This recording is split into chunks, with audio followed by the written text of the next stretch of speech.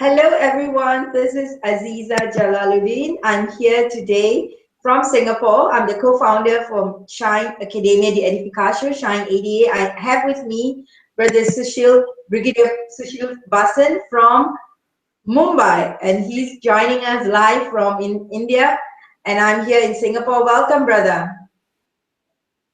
Thank you very much, Azeeza. It's always a pleasure to get into a discussion with you because I think we work on the same frequency and the same plane, and it really is nice to be with you today.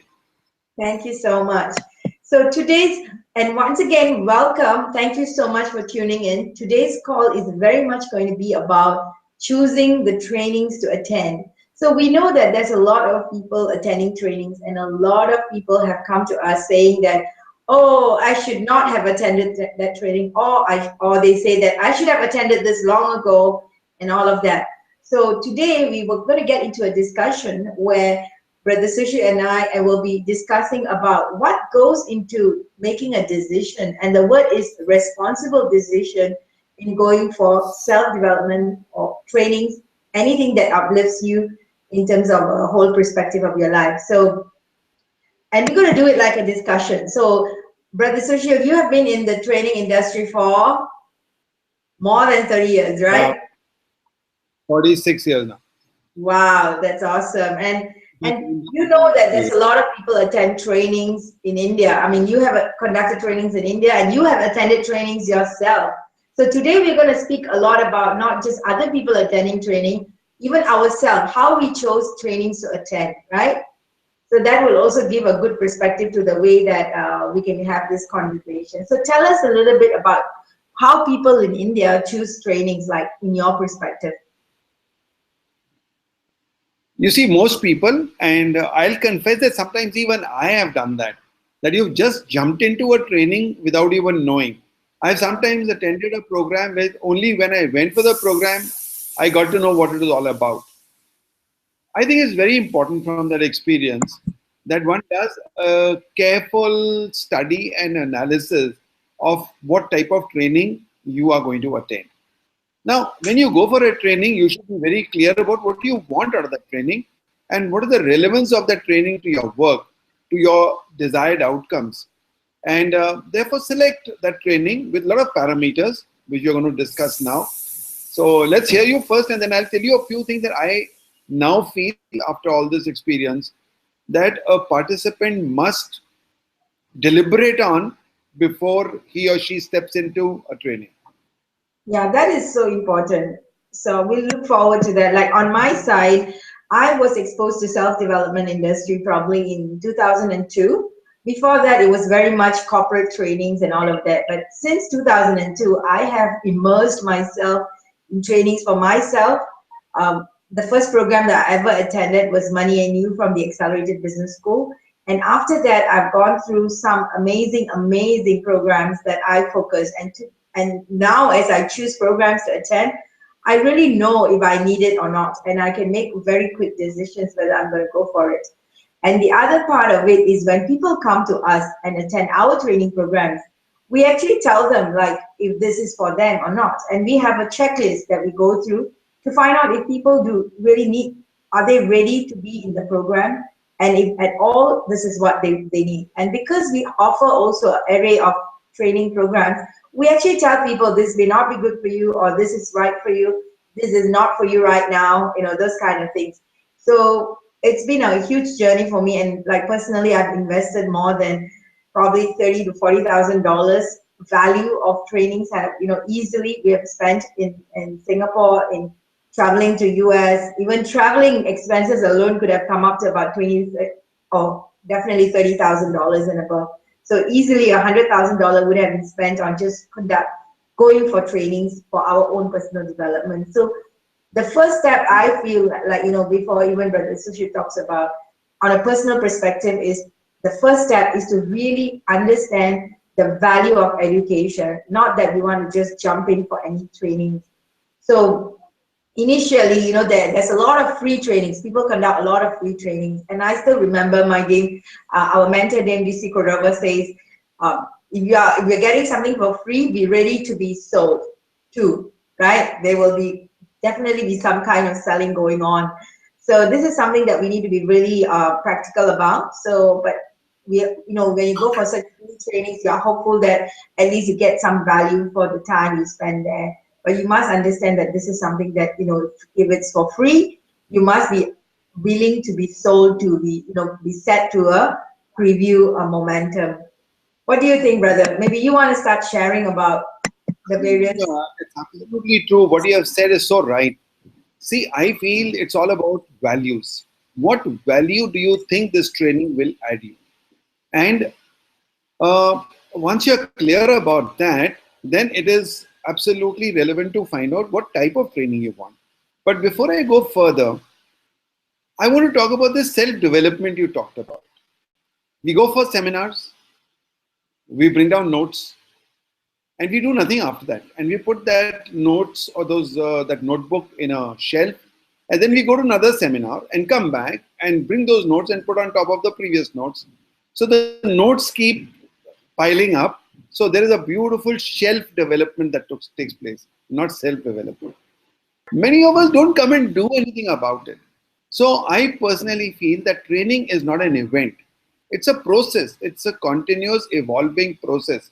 Unless you go and work on your, like uh, Jack Canfield says, that these principles work for you if you work on those principles. So if you were to attend the best of the training programs and be very, very enthusiastic about it, and then come back home and do nothing about it, then it's something like buying a beautiful car and keeping it in my garage. And somebody says, how's that car? Oh, well, I've never driven it. So if you don't drive it, if you don't make use of it, there's no point buying that car. So this is what I feel that many of us don't come and work on it. So therefore, when we are on this side of the fence, as you rightly said, what value am I going to give to my participants in this training? And what result is it going to have? Is it going to impact their lives or no? Is it going to benefit them in any way? And like what you said in the beginning, we have a little expectation session where generally I would like to tell the participants that if you are looking for something beyond what I think, you will now waste your time. Because if in one day's workshop you think you're going to walk out from that workshop as a leader, because it's a leadership workshop, then don't think it was a 1 hour leadership factory. It's going to produce a leader. So you're going to go and work on it. And if you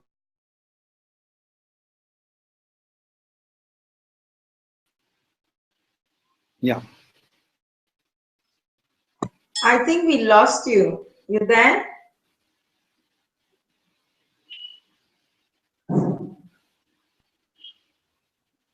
Are you there? Yeah, I Okay. am there. Yes, we kind of lost you. Can you tell again about the last part, what you were saying?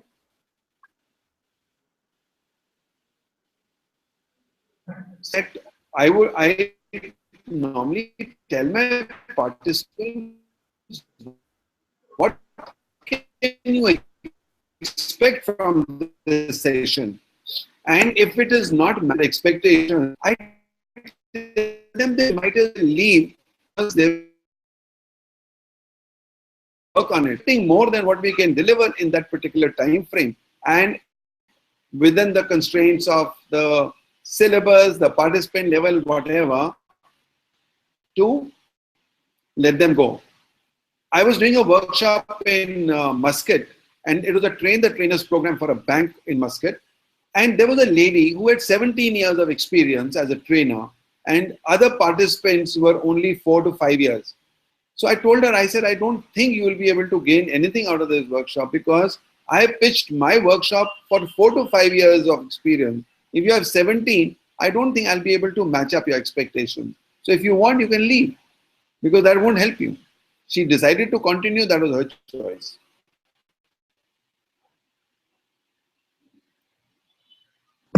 Oh, that is so important, isn't it? Because it's very seldom people do that, right? It's always about how fast I can close a deal for someone to go for my training and get my profile up in the number of people I'm going to be reaching out to. So normally people go on that mode.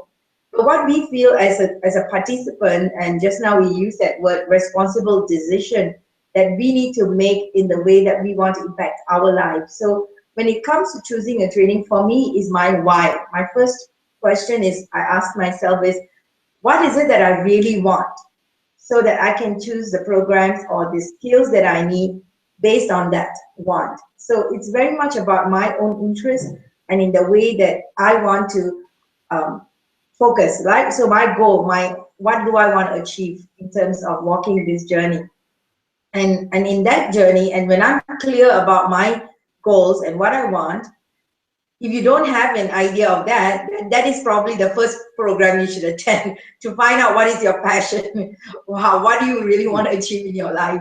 So once you have that clear, and then you can decide what are the skills that's required. And in fact, this is something that we do a lot in the training programs that we conduct. And like the one that we have attended together, Brother Sushil and everybody that we know in India right now have attended the Money and You program. We tell people that, we ask some questions about their life. For example, are they very happy with doing what they're doing? Do they have, do they feel like there is some missing links they need to fill up, and all these questions? If they say that they are perfect in the way that they are living their life and they're very happy doing what they're doing, then we tell them the program is most likely not for you too. So in that sense, that people don't have to waste their time and energy sitting into a program hoping, and it's always upsets and disappointment comes because of expectations.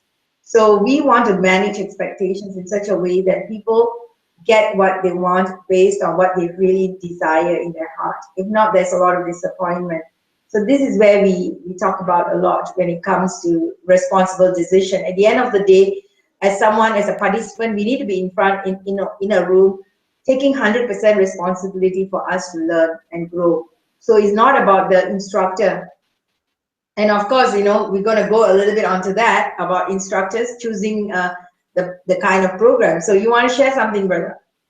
What kind of momentum are we talking about here? Absolutely. From the trainer's point of view, when I think once you're designing a program, you must have your target audience absolutely into focus. You have to ask yourself this question, that what am I expecting to deliver, and how is it going to impact this audience, and whether they need it or they don't need it. So I should focus on to what they need and not what I know. Okay, because I may be delivering a wrong content to the wrong audience. Also, while structuring the content, to see that how have you pitched your training, what have people understood of it, and only those people who need it come, so that they also, like what we said, the way I don't want to walk out and not what I wanted to attend, they also should not do that. So you have to have your pitch clear, your topic has to be clear, your target audience has to be selected according to the threshold level, according to their educational standard, according to their experience and maturity, so that you have a similar group of people who need that type of training, so that you are not wasting your effort.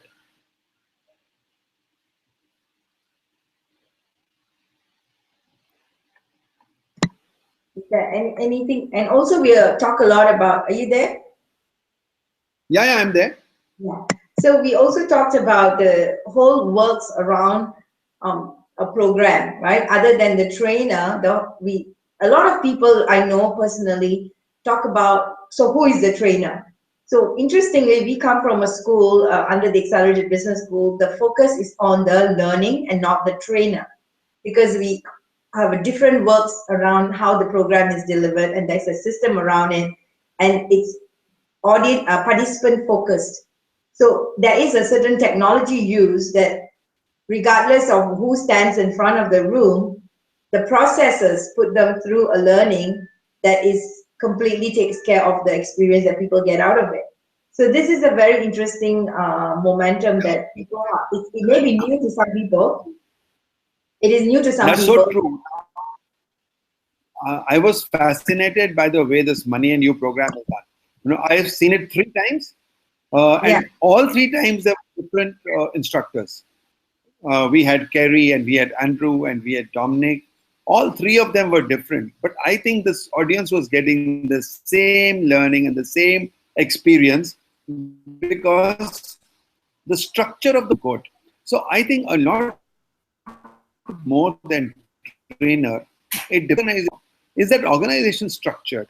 Is that training provider or the company or the institution to whom he belongs, is that structured, or is it just ad hoc?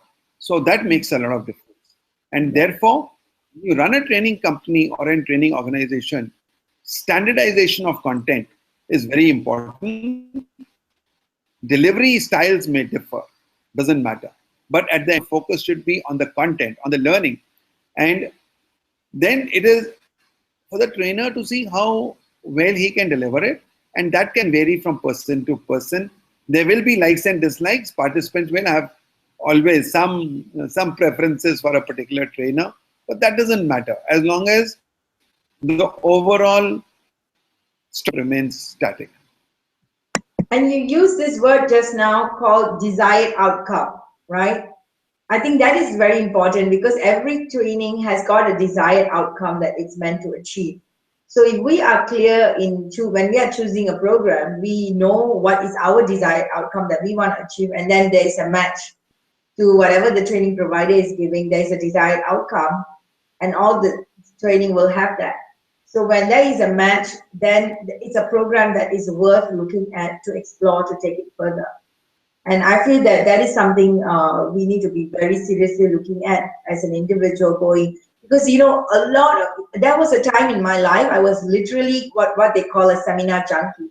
I love to attend training, and it's about attending training and attending training and then meeting more people. And then it come point in time where I think you brought up just now about follow up, and I loved it when you said shelf development. It's so true. Like, I still, when you told me about that, I remember going through that process too. It's like you get to learn so much, and then there is input and there's no output. So it becomes a very big challenge when people are not able to give that kind of clarity when they are doing a program of their own. So it's very, very tough for us to just learn and then not practice it. And then when we don't practice it, it becomes a dormant skill or activity. So I feel that when we are choosing a program, it is very important to explore that part of us, which is about practicing and the follow-up around it. So you want to share a little bit about the follow-up, brother? Yeah. Okay. Let me start from that any training, if I have to attend a training, it must start from my goals. I should be very clear. Like you said, I should know the goals, and to achieve a particular goal, I need to do or I need to acquire a certain skill. So I must go for that training. So therefore, it comes from the goal. You derive what you want to achieve, and that is why you go for a training. Now, once you do this, uh, one is your desire to keep improving and growing. Now, Tony Robbins says that anything that does not grow is dead. And therefore, every one of us, at whatever level we are, whatever age, whatever experience, whatever maturity levels we are, there is a need to keep growing. You can't be static. You can't say this is the end of my learning. And therefore, the learning process must continue. Now, when I'm talking about this learning process, it has to be focused on those learnings which will make you grow, make you progress, and therefore keep you focused towards the goal. Brian Tracy used a very nice word. He said, convert your goals into milestones. So each milestone can be the training.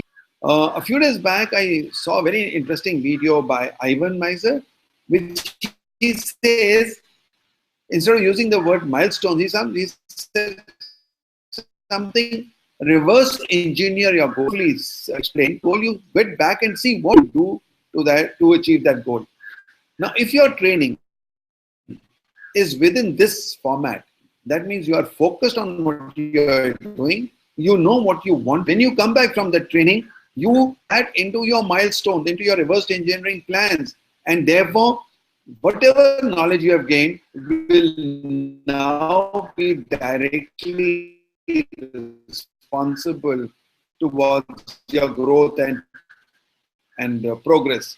So this is the way I look at it. It's a very methodical and a very systemized plan, and beating around the bush or being vague or being generic, and will not hit the bullseye.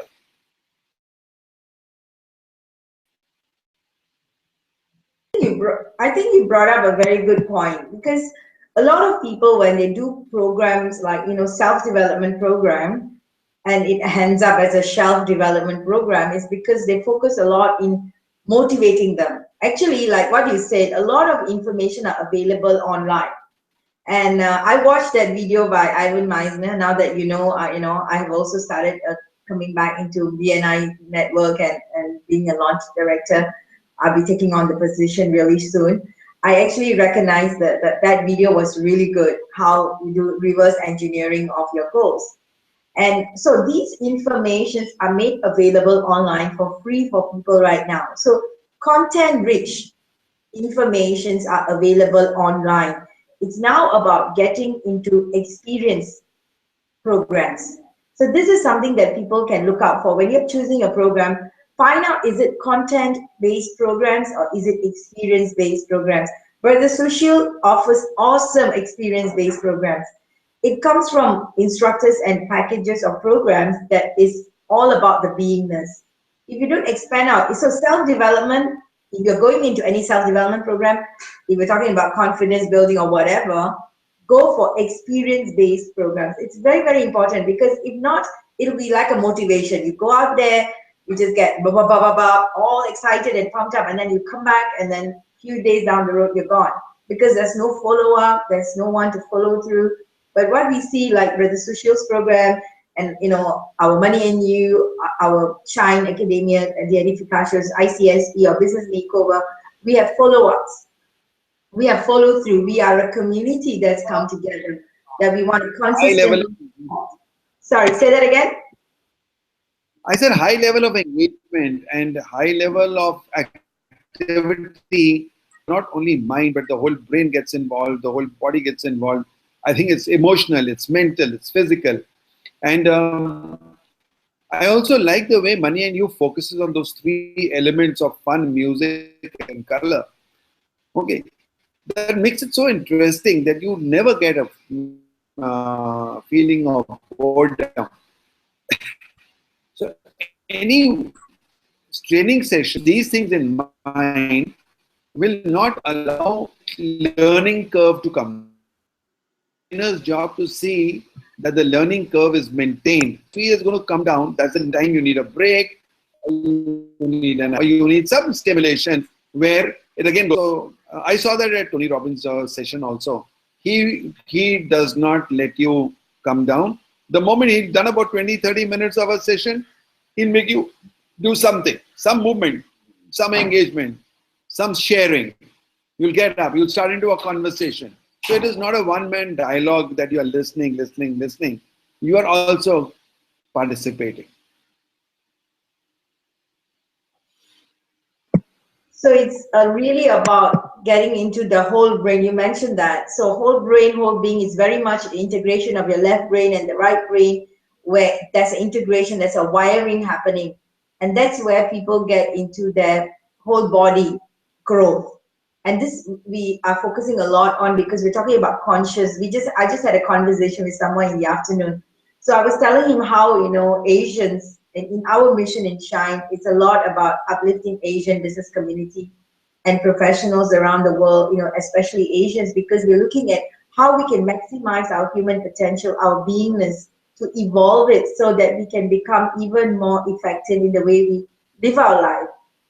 Moving away from the constant doingness. If you notice, there's a lot of difference from Asians to people around the world. We are focusing so much on doing. It's always about attending how-to seminars. It's about how to do this, how to do that, how to do the technical stuff. It's a how-to. What we are saying is, how-tos are good, not that you don't need them, just that you need to get the beingness, the why and everything really grounded. When you're grounded, you get the how-tos done in a jiffy. So it's like really fast, you get that. So it's about when you get into a program that's whole brain, you actually activate your wisdom, right? We talk about the you can talk it about the third eye, or the wisdom comes in. So it's with the wisdom you can make your decisions and live your life at a whole new level, and a whole level of commitment that is focused on creating clarity for yourself and your family and everyone else. If not, we continue attending training programs just about how to, you will be lost very soon. It's not about how to find the best this and that. It doesn't matter. Ultimately how to comes, but with the initial of the grounding with you clearly defined, that will support the most. So we are talking about beingness, and that's why we are highly encouraging people, when you're choosing a training program, please ensure that there's a follow-up for you, because there's a community that needs to be out there to support you internationally, locally, so that people are bonded. Now technology is so good, people get connected regularly online. We have connections on WhatsApp, on Facebook, and all these various social medias. So we want people to be, engaged long term. So that's why when we are choosing a program, even myself, I really look at exactly what is it that I want, and I know that, okay, I have knowledge on certain things already, then I want to have more knowledge on other things. I know exactly what it is, and then I can take forth. For example, recently we were talking about, bringing businesses to gold listing. So we're talking about becoming a public listed company. So in order for that, I need to go and equip myself with the knowledge and the know-hows, so that as a person in the business, part of the co-founding team, so I want to know exactly where I stand, and understanding it will be more beneficial for me to impart it to the people that I know. So this is like specific skills. We do go for such trainings. So we go for focus, and you get clear about what you want only because you are clear about where you want to go. So I'm sure this is the journey that many of us are walking. And so it's very important to choose programs based on what is it that you need right now. In fact, we will be doing up a checklist. I think we should do a checklist. What do you think, brother? Yes, very much.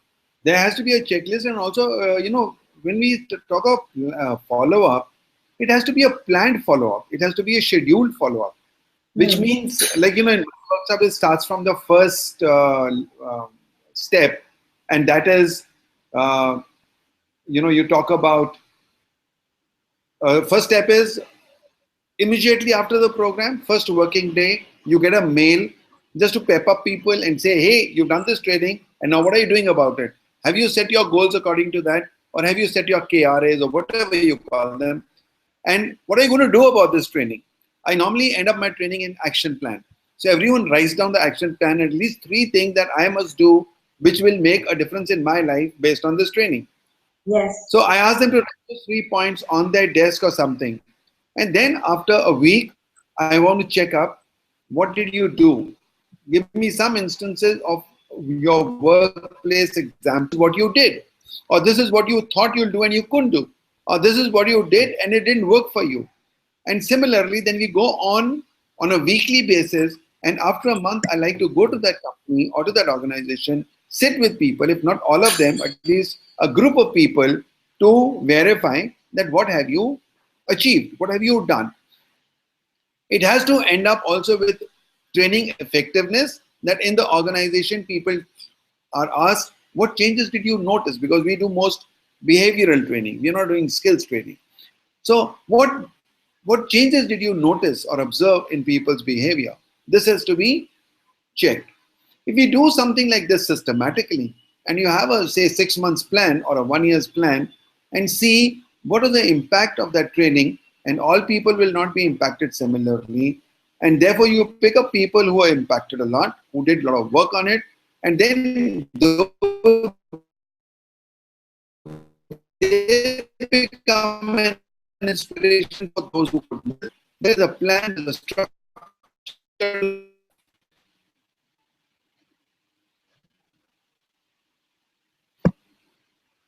Yes, we kind of lost you at the end. So before Okay. we round up, you actually said it about follow up, and I love the way your organization follows up on trainings as well, like the importance you give to participants to get the kind of knowledge they need to get, and the follow up to ensure that they actually get For me, it. that's the most important. Yes, it's very important. That's the So most in, call in the when you think of sorry, did desired you out. say something? Sorry. Say that again. I said for me, that's the most important thing because if I'm aiming at desired outcomes, those desired outcomes will come from what you did after the program and not really what you learned from it. The very interesting saying which I heard recently, and I've really embraced it, is that it's not what you learn that gives you success. It is what you do with what you learn that gives you success. So if you don't do anything about it, nothing will happen. Knowledge is not power. I know a lot of things that I should or shouldn't do, but till I apply them, I know drinking beer and eating pizzas is bad for me, but I'm still doing that. And I still can't find my weight reducing. So, knowledge is not good enough. Application of knowledge is. Yes, very, very well said. And we also believe that when we talked about community, even in our training programs with Shine and in Money and You, we actually have people coming back to review. That means they get a free lifetime review so that they keep on coming and learning, because we also know, like, one of the programs that we're going to be conducting in Mumbai 31st January, right, with Brother Sushil, we did talk about what we said. People were saying one day, how much can you learn, and how, how much can we learn in one day about business makeover. So what we are saying is that's why it's a lifetime free review, because we continue. So as long as you are part of the network, you will get an opportunity to come and attend the program and review it free of charge. So we want people to be constantly learning and growing from it. Just like reading a book, the first time you read it and the second time, you'll definitely get more distinctions, just like that. And furthermore, this is about games and really activities. So when you see and do certain programs, certain ideas will come through to you, especially when you sit down and talk about how big a vision that you're putting for yourself and what is missing in your business. And as much as you listen to it, you will notice that every time you come back, you get more distinction. And that's where, we talk about Money and You. It's been around in the world for 36 years. And we have graduates who have come, like Jack Canfield did it in the 80s. So did Mark Victor Hansen in the 80s. When I went to USA San Diego, I saw some of them who have done it in the 80s. And they were like, oh my God, they have done so much of amazing work since then, and they still come back and review. So that's the opportunity that the community has created, international. And like yourself, brother, after attending the first Money and You in June in Chennai, you went to Sydney and then you came to Bangalore. So it's like, and that keeps you going, isn't it? I'm sure you got more distinctions coming back, more than the first time. I'm sure about that. Because even the same activity brought you better results. Because and then sometimes it strikes you a little later. Sometimes, Yes, in the beginning, it may not appeal, it may not strike, it may not trigger. So sometimes yes, those triggers happen later. yes. Yes, that's absolutely true. So this is where I think, thank you so much for watching this video, and we want you to know that choosing a training program is very much about you taking a responsible decision, and it's not jumping on it on some whim and fancy and then say that, oh, I've already signed up for the other, so I can't sign up for this one. You get what I mean? I think that is also something that many people say. It's ultimately, it's not about which one to go. I mean, it's really about you making a decision based on which one to go, based on what you really need in your life. And and I really ask of you to go for experience-based programs, not content-based programs. You can pick up loads of content online. I can provide you with all the links for a lot of information that's available online content. But when you look at experience, go for programs that will really shift you so that it takes you to a whole new level of clarity in terms of the way that you're living your life. Unless, please contact us. Please contact Brother Sushil, and his email address is there.